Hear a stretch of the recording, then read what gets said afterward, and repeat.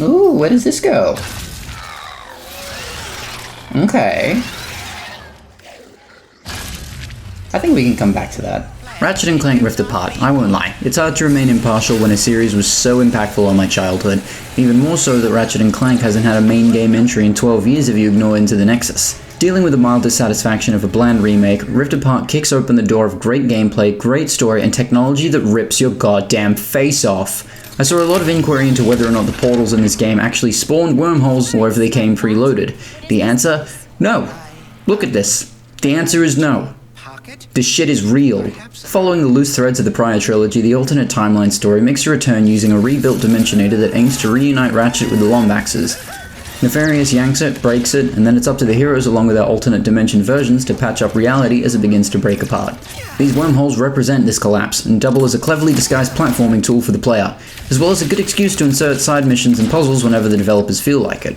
When it comes to the design of the world, you cannot ignore how fantastic it looks. The colors, the effects, and sound all commit to an over-the-top experience. The feel of the game excels tremendously. As for the weapons in Rift Apart, you shouldn't even be asking the question of quality.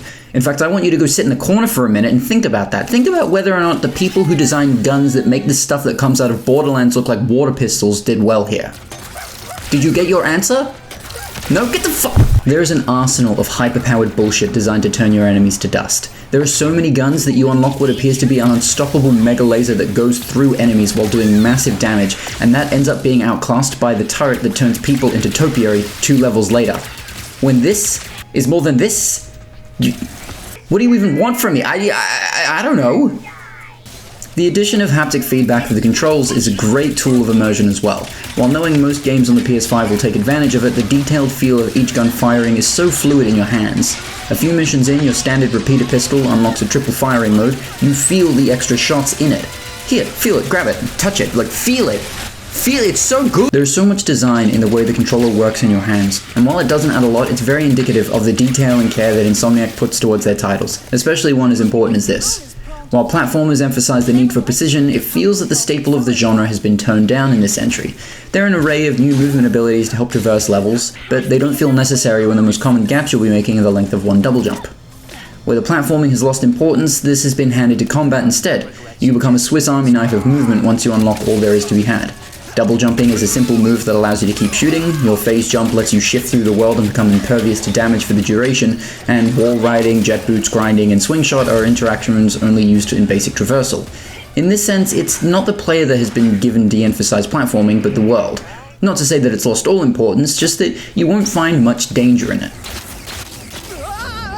It almost seems like Insomniac weren't expecting movement to be as varied as it is, given that an area requiring you to speak to NPCs to lower a drawbridge can be skipped by using the basic tools available to you, saving about 7 seconds.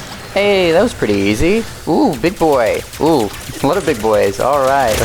Is this a bad thing? Not particularly, though it leaves for less intriguing world design when the challenge has been removed. Swing shots that fling you exactly where you need to be and platforms that slowly float you there aren't a great replacement for even moderately challenging platforming. When it comes to the story, the grand display of cosmic nonsense acts as the framing to a more personalized narrative that focuses on self-worth and trust. The high stakes of reality imploding take a backseat while Ratchet and Rivet navigate the values of what it means to be a good person when speaking to a mirror image of themselves. With all of its unknowns. Ignoring giant monsters and massive robots, there's nothing major that the characters face that speaks to their personal stories, at least not until later on. Most of what remains plays out as an exploration of self and one's nature, backlit by beautiful scenery and spectacular light shows of destruction.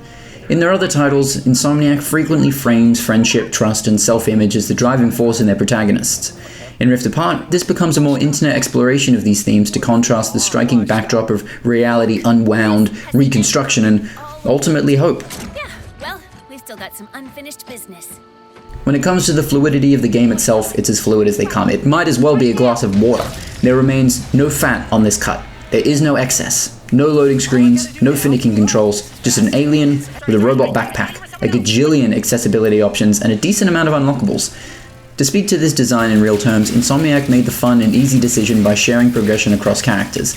Any gun you unlock is given to both characters. Your currency and skins are as well, so you never have to worry about who has which weapon and however much money. It's a small choice, but a smart one. This wasn't what was in my account last time. Something else that makes me happy? Spend like 10 minutes inside the photo mode. Most games feature detailed studios. The best ones allow you to add your own lighting with adjustable colors, shadows, and natural lighting. This is one of those ones.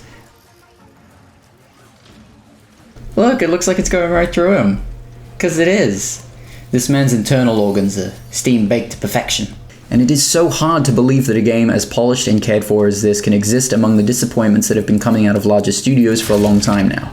It's the first game in a long time that I've had no qualms picking up again and again and again because it is just so fun. It's almost laughable how well Insomniac have done here. As I said, it's pretty standard. The narrative is simply spun with the back and forth viewpoints. While the game is beautiful, it wouldn't be able to hold up the game on its own. So what has Insomniac excelled at here? Making their game fun to play and making the play rewarding to the player. Rift Apart is such an energetic and colourful title that greatly complements the technology it's paired with. And with that said, I'm sure the 12 people who own PS5s will have a blast with it.